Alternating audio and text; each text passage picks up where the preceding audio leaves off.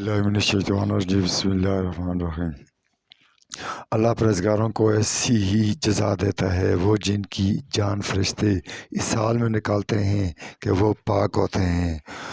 وہ فرشتے کہتے ہیں تم پر سلامتی ہو، اپنے اعمال کے بدلے جنت میں داخل ہو۔ کیا وہ صرف یہ انتظار کرتے ہیں کہ ان کے پاس فرشتے آئیں یا تیرے رب کا حکم آئے؟ ایسا ہی ان لوگوں نے کیا جو ان سے پہلے تھے، اور اللہ نے ان پر ظلم نہیں کیا بلکہ وہ اپنی جانوں پر ظلم کرتے تھے۔ پاس انہیں پہنچیں ان کے اعمال کی برائیاں اور انہیں گھیر لیا اس عذاب نے جس کا وہ مذاق اڑاتے تھے۔ وہ کہا جن لوگوں نے شرک کیا مشرکوں نے، اگر اللہ چاہتا تو ہم پرستش کرتے اور نہ ہمارے باپ دادا اس کے سوائے کسی شے کی، اور ہم نے اس کے حکم کے سوا کوئی شے حرام نہ ٹھہراتے۔ اسی طرح ان لوگوں نے کیا جو ان سے پہلے تھے۔ پس کیا ہے رسولوں کے ذمے مگر صاف صاف پہنچا دینا، اور تحقیق ہم نے ہر امت میں بھیجا کوئی نہ کوئی رسول کہ اللہ کی عبادت کرو اور سرکش سے بچو۔ سو ان میں سے کسی کو اللہ نے ہدایت دی اور ان میں سے بعض پر گمراہی ثابت ہوگی۔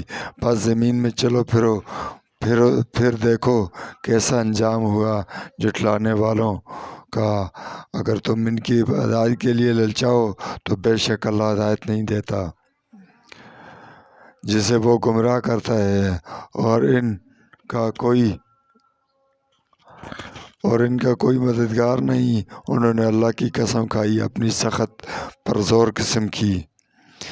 جو مر جاتے ہیں اسے اللہ روز قیامت نہیں اٹھائے گا، کیوں نہیں؟